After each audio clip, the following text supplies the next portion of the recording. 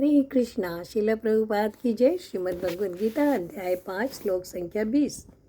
न प्रहर्षेत् प्रियं प्राप्य नो द्विजतेत् प्राप्य च प्रियं स्थिरबुद्धिरसम्मूढो ब्रह्मविन् ब्रह्मणि स्थितः।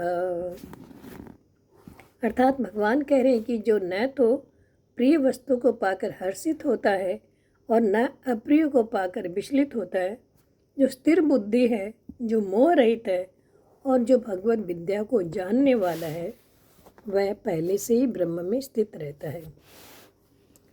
इन श्लोकों में भगवान ऐसे व्यक्ति के लक्षण बता रहे हैं जो कृष्ण भावना भावित युक्त है, जो ज्ञान में जुड़े हुए हैं, जिन्होंने परम सत्य को समझ लिया है, जिन्होंने आत्म साक्षात्कार करके अपने स्वरूप में स्थित हो गए हैं।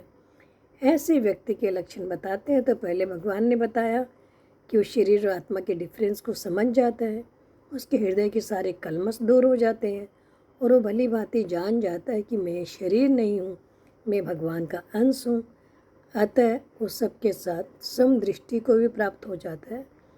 अभी वो व्यक्ति जो इन लक्षणों से युक्त हो गया है, वो कुछ प्राप्त होने पर हर्षित नहीं होता है। जो उसकी प्रिय वस्तु अगर उसे प्राप्त होती है तो वो हर्षित नहीं होता है, और अगर कुछ हानि भी हो जाती है तो शोक भी नहीं करता है, क्योंकि वो भली भांति जान जाता है कि मैं ये शरीर नहीं हूँ, मैं आत्मा हूँ।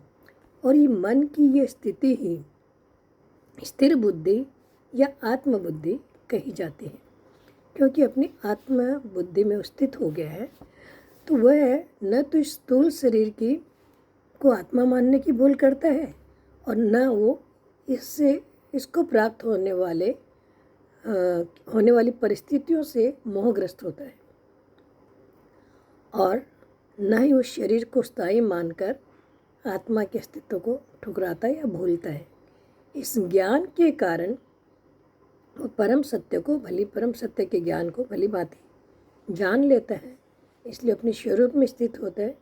वो जानता है कि जो कुछ भी प्राप्त हो रहा है वो इस शरीर को मिल रहा है, और वो अपनी आत्मबुद्धि में स्थित है, इसलिए शरीर को मिलने वाली परिस्थितियों से वो विचलित नहीं होता है।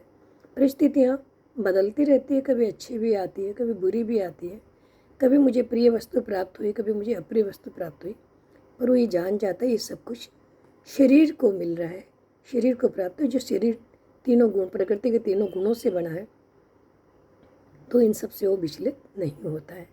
हरे कृष्ण।